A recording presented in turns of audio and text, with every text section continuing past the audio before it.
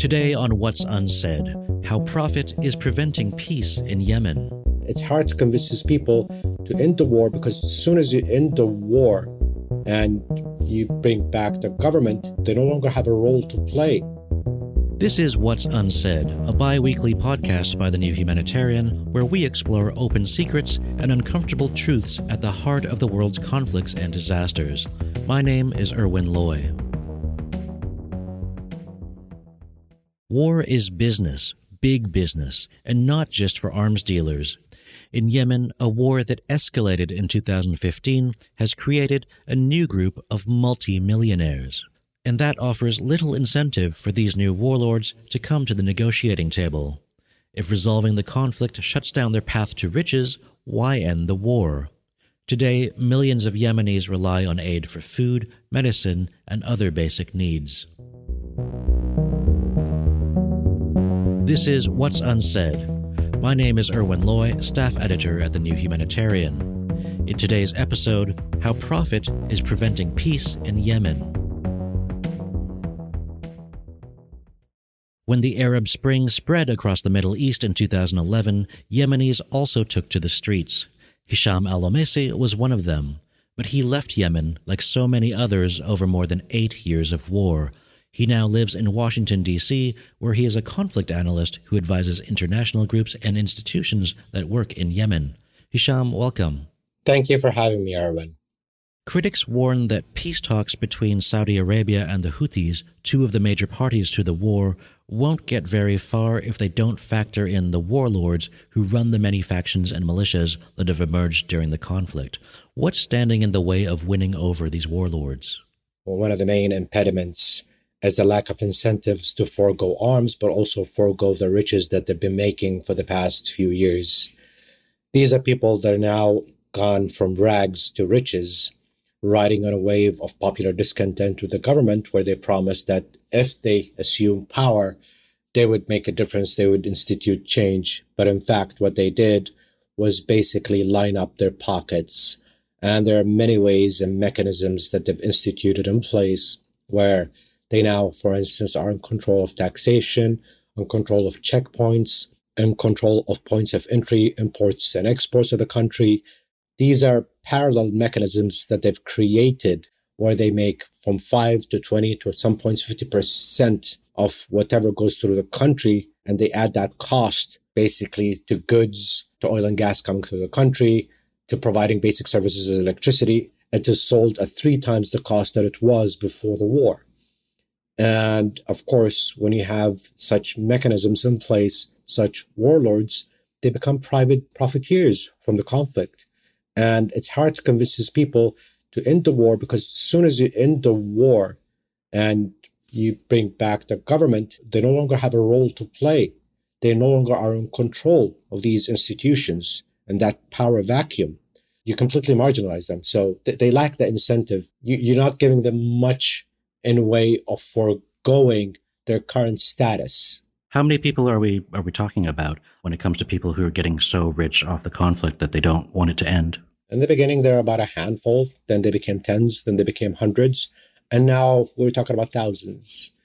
Because current status quo, the country is so fractured, so many dominions, areas of influence or areas of control across the nation, that each area has its own warlord or multiple warlords, if we're being realistic. Is this something that's talked about openly in Yemen?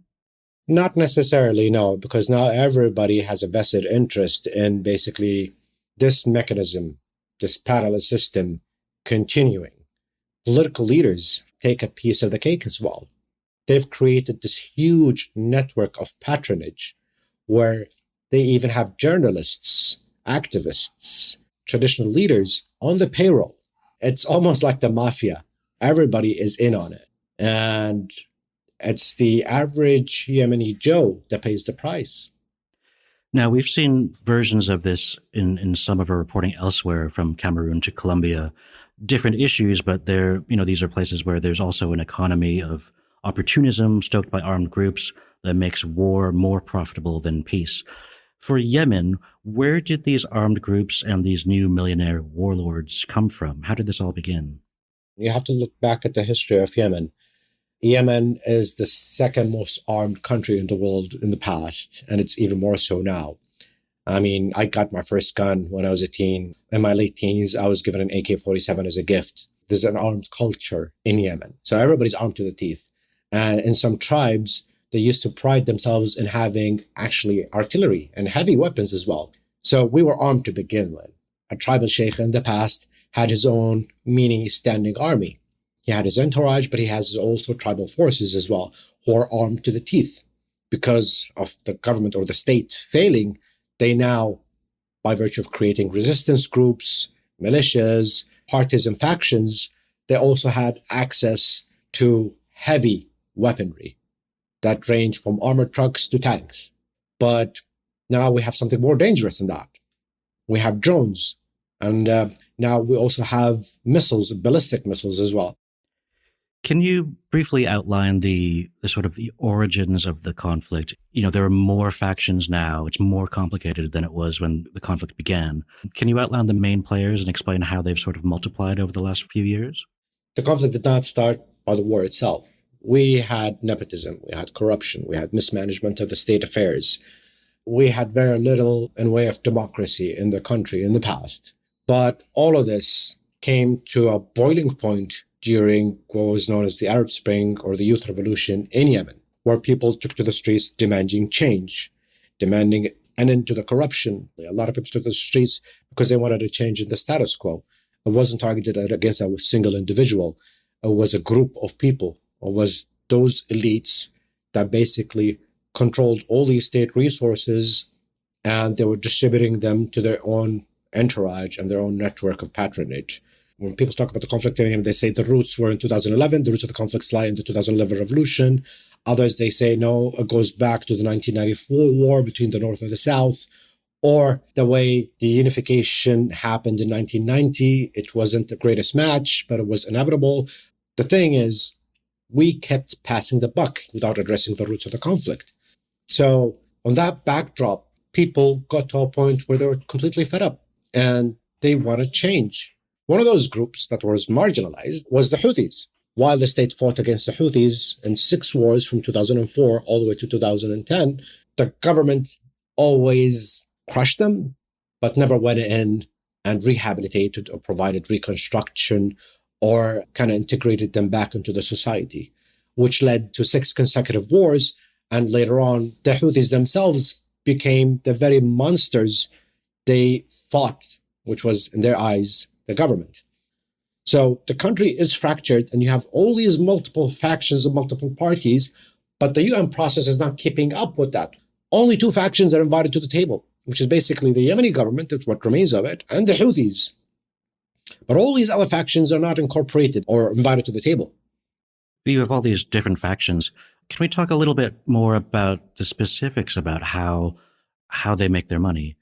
There are multiple examples that we can cite. For instance, they would shut down the main generator and they would these warlords would buy their own private generators, and they would lease electricity to people in neighborhoods in certain districts, and they would sell that electricity at 3 times the cost.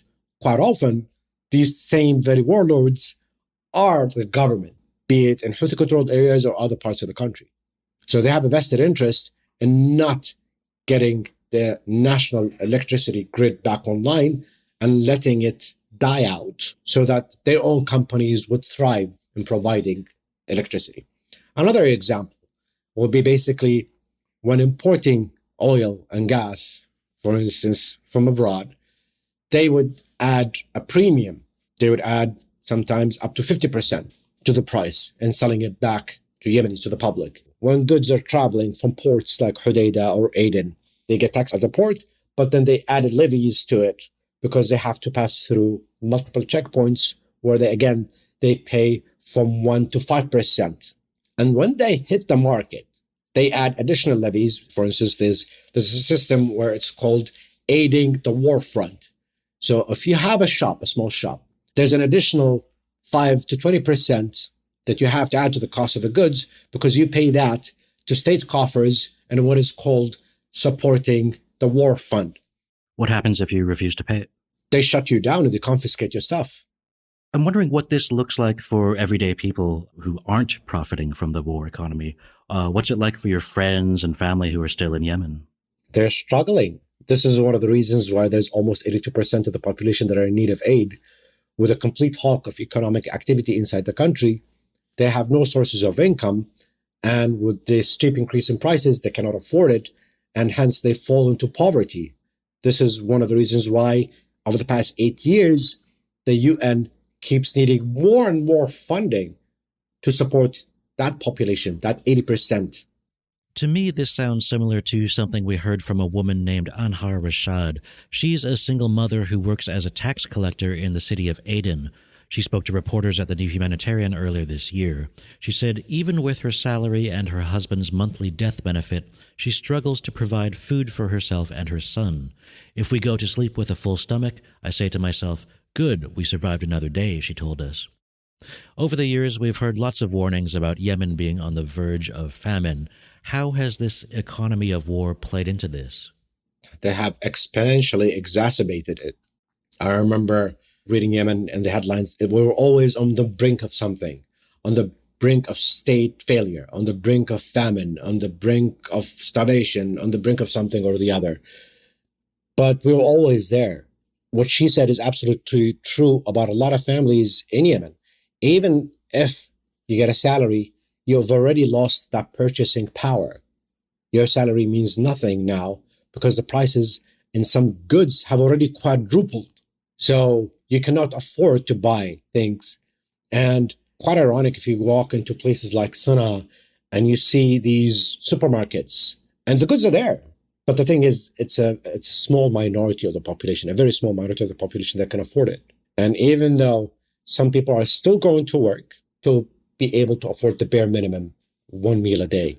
And this is why even you see a lot of people who are actually employed in the morning, they go to their jobs, and in the evening, they stand in line to get aid, be it flour, be it bread, be it water.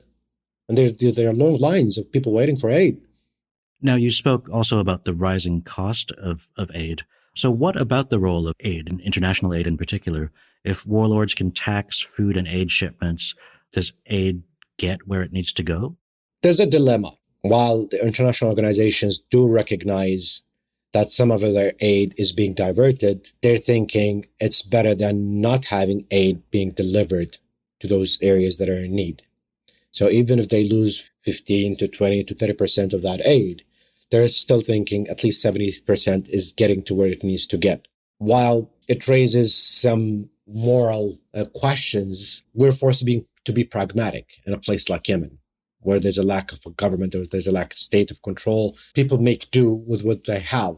I remember talking to some colleagues in some aid organizations, and they said, well, the alternative of not paying or alternative of basically not giving a blind eye to the aid that is being diverted is basically that village or the other village starving to death. So if it means giving a blind eye to certain things, towing the line, it's fine because we're still helping some people at least. Where do you come down on that? I don't think it's helpful, quite honestly. I mean, this is one of the reasons why the US government a couple of years ago stopped the aid, because Houthis were plundering the aid, doing all those things. So the US government basically stopped the aid for a little while. It's a balancing act. They got to a point where the Houthis are being exceedingly emboldened by this, and they're thinking, no matter what we do, the aid is going to be delivered. We will beef up support to our fighting fronts. We're lying to ourselves if we're thinking that aid goes to Houthi families or other groups' families. No, they don't. They're giving it to fighters to supplement their support to the logistical lines, and that, well, indirectly, basically aids in the continuation of the conflict itself. So how do you begin to fix all of this? What we need is a national, comprehensive, holistic approach. In Yemen, we've been pumping a lot of aid, but we need a more structured aid, a better job at rehabilitating the infrastructure, reinvigorating the economy, creating more jobs, so that Yemenis can stand on their own feet. And when we provide funding for sustainable development projects. The humanitarian response plan only addresses immediate and emergency need. And even at that, It's only been 30% funded, and we're almost close to the end of the year. There's less interest in throwing money into Yemen. And this is one of the things we said at the beginning of the conflict, is that if we keep asking for aid without actually structuring it in a manner where basically we will forego aid, we become more independent, we'll be in a much better shape than we are today. We really need to start asking the hard questions and investing in addressing those complexities. We cannot just keep saying, it's too complex for now, let's just provide food for now and we'll deal with this next year. Can you give an example of what's the first hard question that people in a position of power should be asking then to do something differently? Where should we develop those projects? Should we develop those projects in the south under the control of the Southern Transitional Council? Or should we develop those projects in the Houthis? Won't we be criticized that we're investing in Houthi-controlled areas infrastructure? That's one of the hard questions. Because it had happened in certain discussions with certain aid organizations, and they said, okay, we already managed to get this pool of money, start doing projects in the south, the north is going to be angry. If we start doing it in the north, the south is going to be angry. So it's about prioritizing needs. The thing is, to address that question, we basically said, think in pragmatic terms. Who has the highest and most immediate needs? We cannot address all the issues, but start prioritizing it. And prioritizing should be based on a mapping and an assessment process, a very solid mapping and an assessment process. The question that keeps coming to my mind is, given how lucrative the conflict is, how relevant are the original reasons for the current conflict? Oh, God. I mean, that's a very good question, because there was a UN resolution, Resolution 2216. One of the original reasons of the conflict was that for the Houthis to basically pull out of the capital, and for the internationally recognized government to resume its position, well, the government that has been hijacked by the Houthis, and resume their offices in Sana'a. That is no longer relevant. The Saudis, a few months ago, went to Sana'a, negotiate signing a peace agreement where it would legitimize the Houthis. So the Houthis, at least now, because everybody's being pragmatic, are no longer that renegade group that needs to be put down and kicked out of the capital and kicked out of other parts of the country. They're seen as a group that we actually need to shake hands with and hopefully create some sort of a coalition government. So that original reason is completely out the door. One of the other things, for instance, was basically keeping Yemen united. Right now, there's more and more talk about some sort of independence in the south. People in the south, of course, they've been marginalized. There's been a lot of injustices. And I was one of the people that have been screaming at the top of my lungs from back in the day, saying, this is a time bomb. The way the Southerners have been mistreated, the resources captured by Northerners, it is a time bomb. It is a recipe for disaster. I mean, you could crush a population for as long as you think you can. Eventually, they will rise up. And that's basically what happened. Because of the power vacuum, because of the interplay in 2015, they now have power, and they now are seeking secession. And you cannot blame them. But the thing is, we're hoping some sort of a reconciliation to keep the country from dividing not just into North and South, but into fiefdoms and dominions, because that is what we have in our future in Yemen. The country is literally that fractured. You won't have two states, you'd have multiple states. Given all the problems you've just identified, where does the first step, the intention to end the conflict, where does that have to come from? That has to come from local. But of course, I know that a lot of people thinking this is a proxy war. It is to a degree. But the thing is that Yemenis own that decision. Warlords have to forego the continuation of the conflict, as we said, because they have a vested interest in continuation of the conflict. And you have a lot of officials who are living abroad lavishly on the payroll. But all of that goes back to the issue of having a very holistic, comprehensive approach where we can derive some sort of a peace roadmap that is agreed upon initially, locally, regionally, then internationally. And this is easier said than done. I'll be honest. This is easier said than done. This is one of the reasons why so far it has been extremely difficult to get that kind of document in place. We had a semblance of a document through the Riyadh Agreement 1 and Riyadh Agreement 2, but even that, because there was a lack of a political will, there was a lack of mechanisms of implementation, it fell apart. Any plan would have a chance of succeeding, and this is based on our past experience. It needs a very well thought out mechanism of implementation that is realistic, on a timetable, well-funded. But without that, it's just ink on paper. It's just an opportunity for photo ops. And we've had many of those in Yemen in the past. Is it possible to make peace as profitable as war in Yemen? If we're talking about fiscally, financially, not really. For the warlords. For the people, yes, because they want control of the currency exchange rates. They want basically their purchasing power back to what it was. But unfortunately, it's not the common average Yemeni Joes that have the say. It's the warlords. And for the warlords, peace is not as lucrative as conflict. Having said that, what you need is basically create a bit of an incentive, but also in Yemeni, we say, carry this carrot in one hand and carry the stick on the other. Now, you mentioned these average Joes in Yemen. You were one of them back in the day on the streets in 2011, protesting against the former regime. It's not the people of Yemen who are profiting from the conflict today, obviously. So I'm wondering, where has the power of the people gone since 2011? It was hijacked. What we wanted is a change in the status quo. Yes, the regime, but you yourselves are part of that regime.